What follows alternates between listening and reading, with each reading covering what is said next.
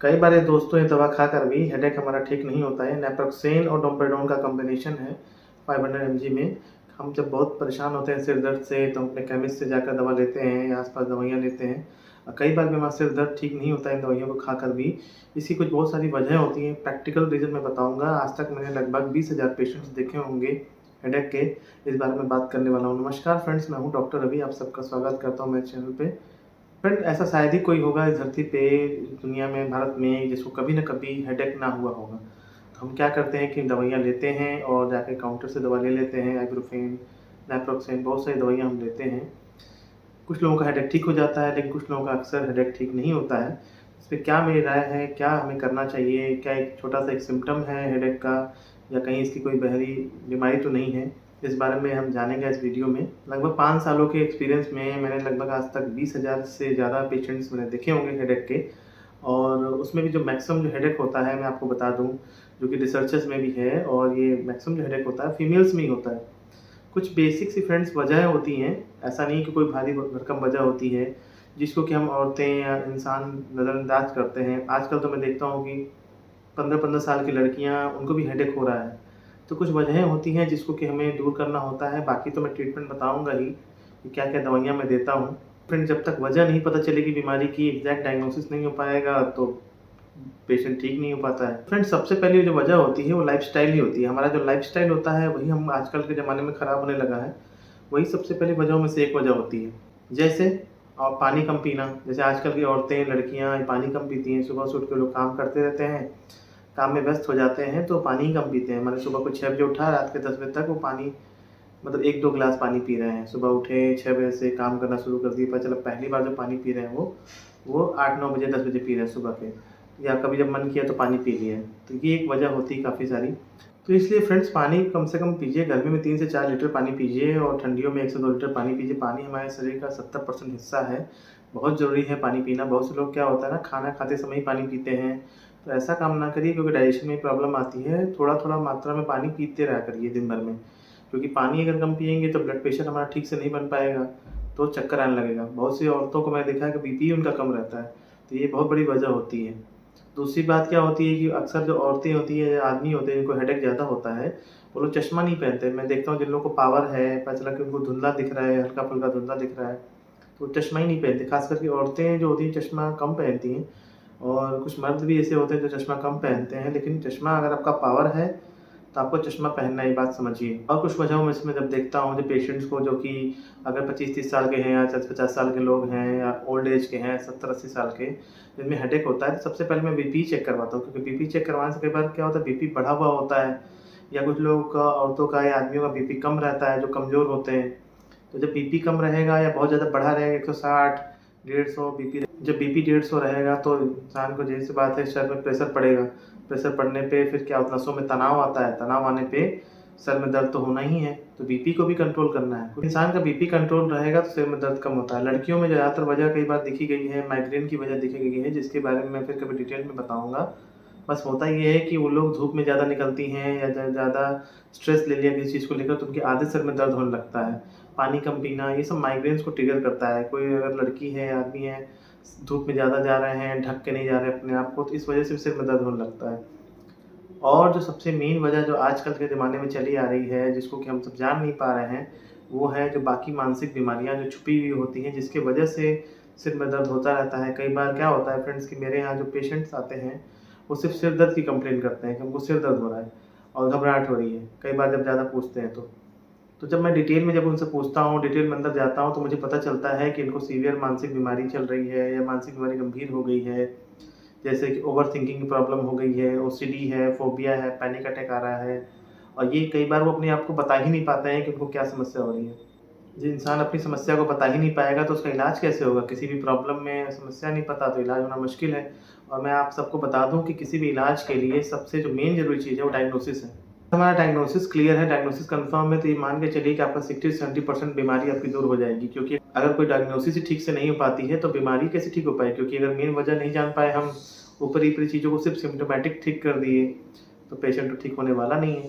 तो कई बार आजकल मैं देखता हूँ तनाव की ज़िंदगी में लोगों का क्या है ना, overthinking, OCD, panic attack, phobia, depression, ये सब बीमारियाँ रहती हैं, जो कि अंडर डायग्नोज होती हैं, इनकी डायग्नोसिस ही नहीं हो रही होती है। 2-2 साल 3-3 साल से लोग दवाइयाँ खा रहे हैं, माइग्रेन की दवाइयाँ खा रहे हैं, पेशेंट को चिड़चिड़ापन है, गुस्सा आता है, छोटी-छोटी बातों पर गुस्सा आता है और उसके बाद झगड़े हो रहे हैं घर में, कलह हो रही है, कोई औरत है हाथ धुले जा रही है, नहाते जा रहे हैं लोग, क्या है तो हमको हेडेक होता है। और पति-पत्नी में कोई और भी समस्या है, फैमिली इश्यूज़ हैं, मन उदास रहता है, कोई किसी से डर रहा है, घबराहट बेचैनी हो रही है। जब कोई इतना घबराएगा, डरेगा या फिर ओवरथिंकिंग करेगा, तो सारा लोड तो सिर पे ही आना है ना। सोचता तो इंसान दिमाग से ही है और कहीं से तो सोचता नहीं है। तो जहाँ पे लोड ज़्यादा आएगा, वहाँ पे प्रेशर आएगा तो सिर में दर्द होना ही है। कुछ लोग को देखा है मैंने कि खून की कमी रहती है, खून कम उनका है शरीर में, हीमोग्लोबिन जब चेक करा जाता है तो खून कम रहेगा तो ब्रेन को ऑक्सीजन कम पहुँचेगा, ऑक्सीजन कम पहुँचेगा तो ज़ाहिर-सी बात सिर में दर्द होगा ही। तो मैं बताने वाला हूँ एक समराइज़ करके ट्रीटमेंट जो मैं देता हूँ अपने पेशेंट्स को, और ये हर पेशेंट के लिए अलग-अलग होता है। ऐसा नहीं है कि सबके लिए एक ही नियम चल रहा है और एक ही नियम से मैं कर रहा हूँ, लेकिन फिर भी कुछ मोटी-मोटी दवाइयाँ होती हैं जिनको भी मैं देता हूँ, उसको मैं प्रैक्टिकली आप सबको बताता हूँ प्रूफ़ के साथ में कि मैं कौन-कौन सी दवाइयाँ एग्ज़ैक्टली देता हूँ। मेरे पास 2 दवाइयाँ हैं सिर दर्द के लिए। ये देखिए नेप्रोक्सेन और डोमपेडोन का कॉम्बिनेशन है 500 एमजी में, और ये है अर्गोटामीन, कैफ़ीन, प्रोक्लोराज़ीन कॉम्बिनेशन में है दवाइयाँ। और ये थोड़ा-सा जो अर्गोटामीन का ये जो होता है ये थोड़ी सस्ती आती है। बाकी जो नेप्रोक्सेन है ये ज़्यादा अच्छा काम करती है, थोड़ी महंगी होती है, लगभग ₹11 के आस-पास की टैबलेट है। हर कंपनी का अलग-अलग दाम है, फ़िक्स नहीं है।